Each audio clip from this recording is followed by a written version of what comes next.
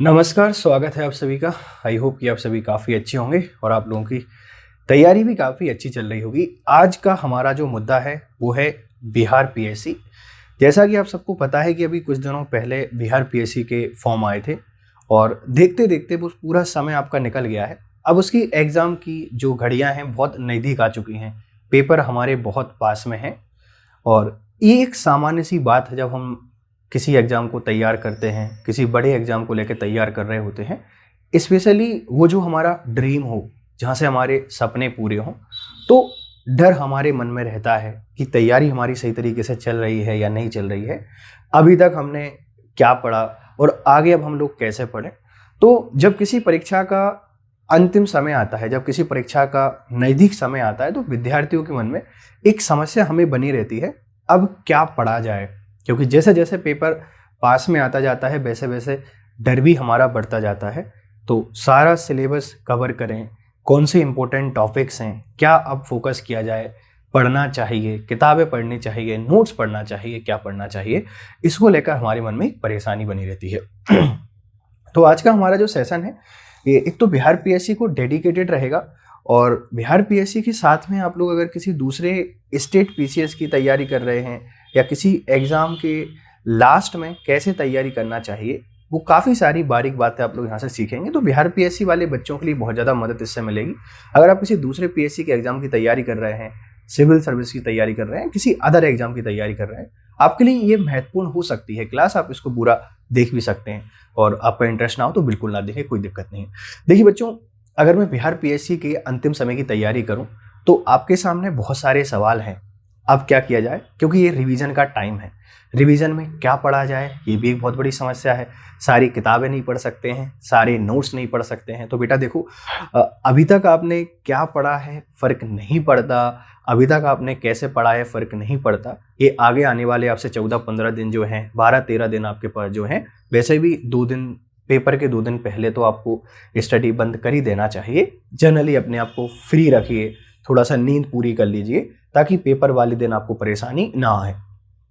अभी बहुत सारे बच्चों के साथ एक और समस्या चलती है रूटीन को लेकर कि सर हमारा रूटीन तो ऐसा था, हम सुबह पढ़ते थे 4-5 बजे तक, फिर सो जाते थे, 10-11 बजे उठते थे, अब पेपर देने जाएंगे सुबह 8 बजे, उसमें भी आपको परेशानी आएगी। तो आज से आप लोग क्या कर सकते हैं, थोड़ा सा अपने सोने का तरीका बदल दीजिए, थोड़ा जल्दी सोना स्टार्ट कर दीजिए, सुबह जल्दी उठना स्टार्ट कर दीजिए। अगर मान लो नहीं भी कर पाते हैं तो पेपर के 2-3 दिन पहले आपको एक छोटा सा काम करना है। 2-3 दिन पहले थोड़ा सा ज़्यादा सो लीजिएगा, ताकि पेपर वाले दिन अगर कम सोकर भी पेपर देने जाएं तो कोई दिक्कत नहीं है। तो पहला काम, थोड़ा सा अपना रूटीन सेट करने पर फोकस कीजिए। अब समस्या ये है कि हम क्या करें। देखो भाई, बिहार पीएससी का पेपर आपके सामने है, लास्ट टाइम क्या स्ट्रेटजी हो सकती है 10-12 दिन के लिए। तो देखो, पहली चीज़ तो आपको ये याद रखना है कि बेटा जितनी किताबें आपने पढ़ी हैं, ये सारी किताबें अब आप पढ़ना बंद कर दीजिए। हम सारी बुक्सों को अब नहीं पढ़ सकते हैं। अगर अभी भी आप लोग किताबों के भरोसे बैठे हुए हैं तो बेटा कहीं ना कहीं आप लोग गलत डायरेक्शन में जा रहे हैं, इस काम को करना बंद कर दीजिए।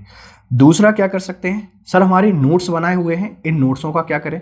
देखो बेटा, नोट्सों का ऐसा है, अगर आपके अंदर कैपेसिटी है तो आप 5 दिन के अंदर अंदर, इन 5 डेज के अंदर अंदर सारे नोट्सों को एक बार रिवाइज कर दीजिए। जल्दी कर पाते हैं, तेज कर पाते हैं, जैसे आपकी जो कैपेसिटी है उसके आधार पर अगले 5 दिनों में आप अपने नोट्सों के माध्यम से जो भी आपने पढ़ा है आप सबका क्या कर सकते हैं, रिवीजन कर सकते हैं।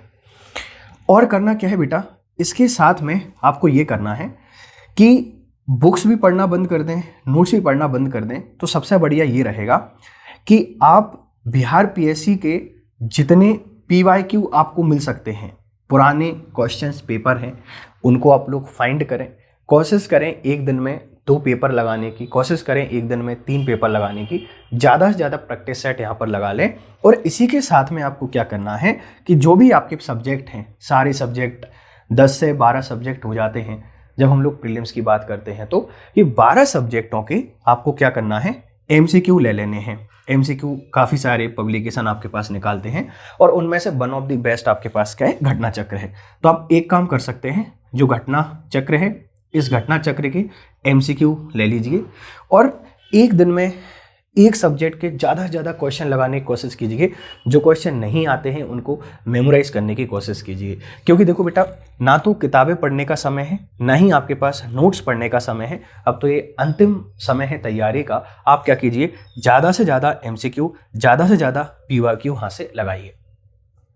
अब मान लीजिए आपने MCQ लगाए, आपने PYQ लगाए, आपको बहुत ज़्यादा समस्याओं का सामना करना पड़ रहा है, तो बेटा एक बार सोचा जा सकता है पढ़ने के बारे में, लेकिन फिर भी पढ़ने से ज़्यादा आपका भला होने वाला नहीं है।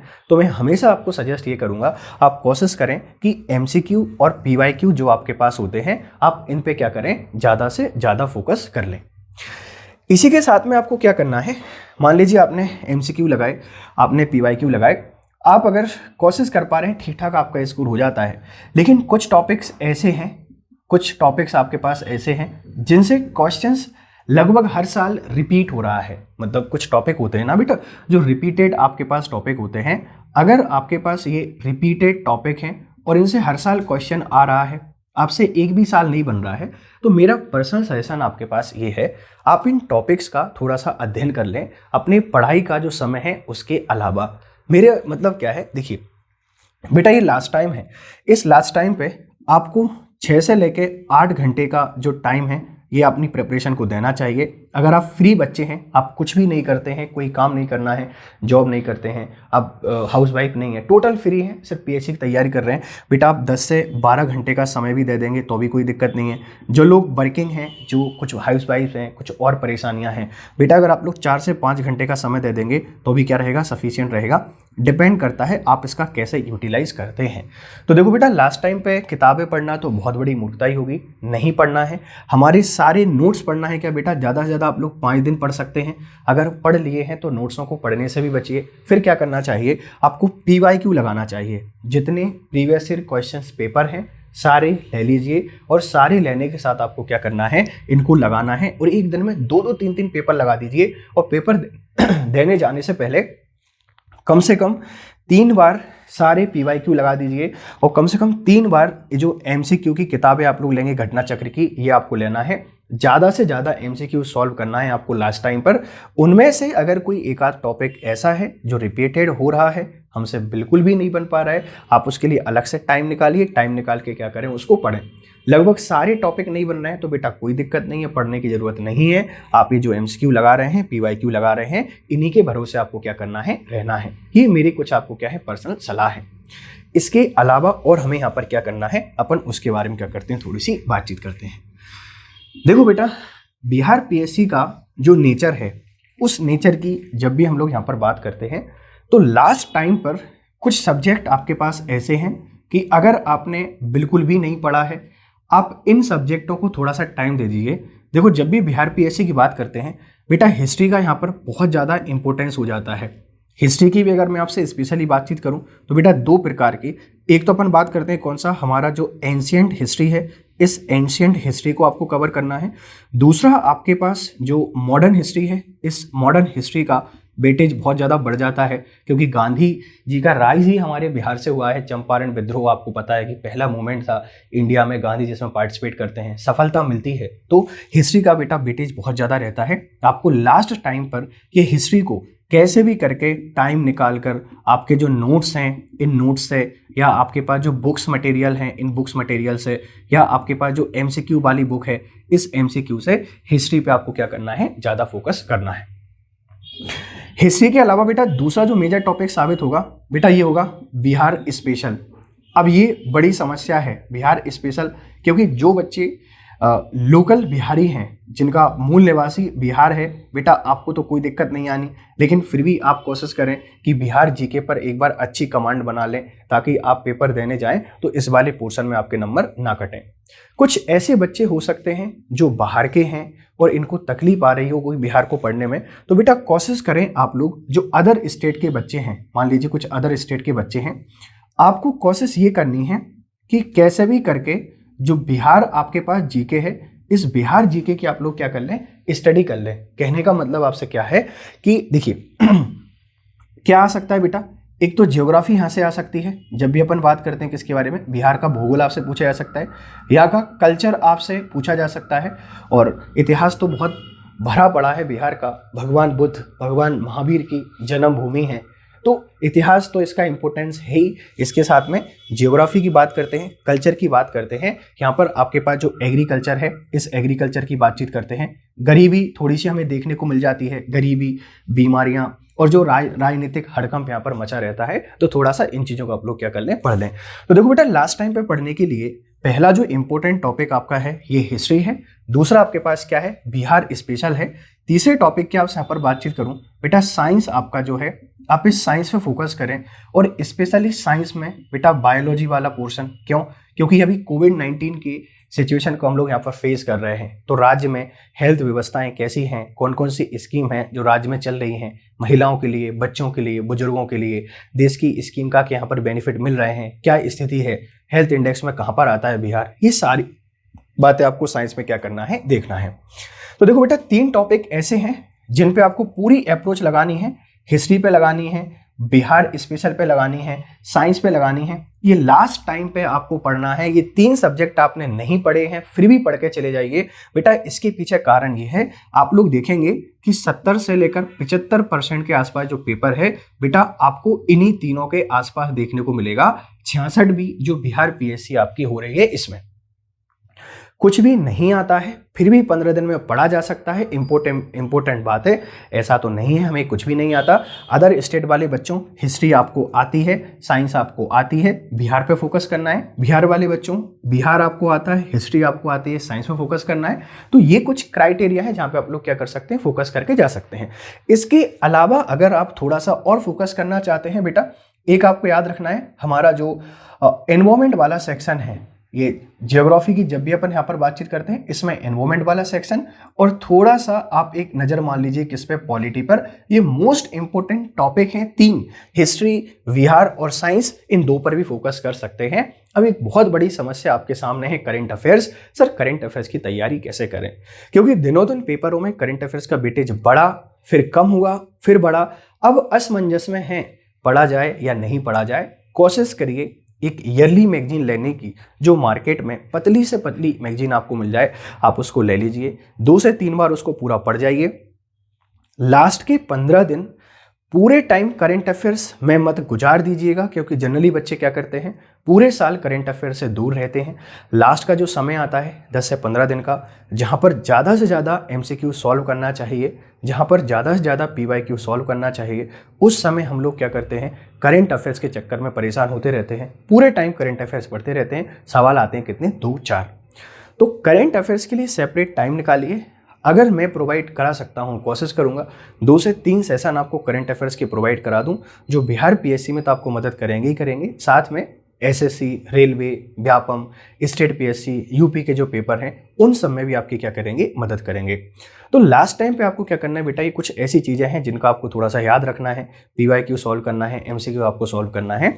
2-4 बातें और थोड़ी सी आप क्या कर सकते हैं, फोकस कर सकते हैं। वो क्या है, देखिए, परीक्षा की घड़ी नज़दीक है, तो परेशान होना, डिप्रेशन में जाना, ऐसा लगना हमने कुछ नहीं पढ़ा है बेटा, ये कॉमन चीज़ें हैं। जब हम लोग बहुत अच्छे तरीके से तैयारी करते हैं और हमें लगता है हमारा सिलेक्शन होना चाहिए, वहाँ सबसे ज़्यादा एक ही चीज़ की टेंशन रहती है कि जो पढ़ा है उसको हम लोग क्या कर रहे हैं, भूल रहे हैं। तो ऐसा अगर कुछ भी आपके साथ हो रहा है, परेशान होने की ज़रूरत नहीं है। जो इम्पोर्टेंट टॉपिक्स आपको बताए हैं, आप इन इम्पोर्टेंट टॉपिक्स को पढ़ना स्टार्ट कर दें, ज़्यादा से ज़्यादा एमसीक्यू लगाएं, और पेपर जब आपके पास हो उसके 2 दिन पहले कोशिश करिए बेटा कि जो 24 आवर्स आपके पास होते हैं, इस 24 घंटे पहले तो आपको क्या करना है, स्टडी करना तो बिल्कुल बंद कर ही देना है। आपको बिल्कुल स्टडी नहीं करनी है, और आप अपने आप को फ्री रखें। जितना आपने पढ़ा है उस पर ट्रस्ट करके जाएं। भूलने की समस्या आ रही है, परेशानी आ रही है, परिवार में कुछ गलत चल रहा है, बहुत सारी दिक्कतें चल रही हैं, सब कुछ साइड कर दीजिए। खुद पर भरोसा रखिए कि मैंने इतने दिन पढ़ाई की है और डेफिनेटली प्रीलिम्स को मैं क्वालिफाई करके आऊँगा।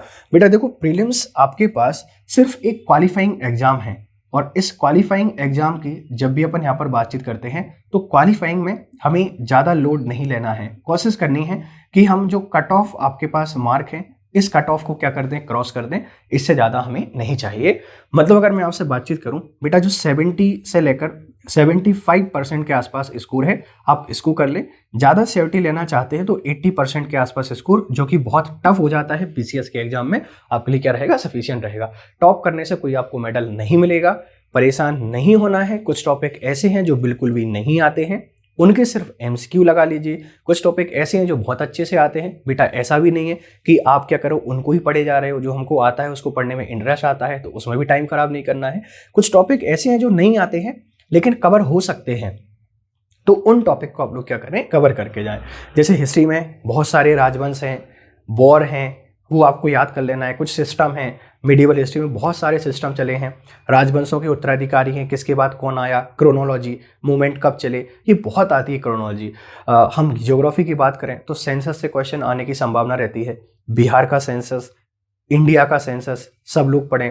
अपन जियो की बात करें तो यहाँ पर national park, wild life sanctuary, biosphere reserve, world heritage list, यहाँ से क्वेश्चन आने की संभावना होती है। लगभग हर सब्जेक्ट में बहुत इंपॉर्टेंट कुछ टॉपिक्स रहते हैं जिस पे लगभग आपको समझ होती है। अगर आप एक थोड़े से भी सीरियस एस्पिरेंट हैं पीएससी के या यूपीएससी के, तो मैं ऐसी उम्मीद कर पा रहा हूँ कि सारी बातें आपको लगभग समझ में आ गई होंगी और आप लोग अपनी परीक्षा की तैयारी को बहुत बढ़िया तरीके से कर रहे होंगे। खुद पर बहुत भरोसा रखें। अभी बहुत परेशानियों का दौर चल रहा है, कोविड-19 चल रहा है।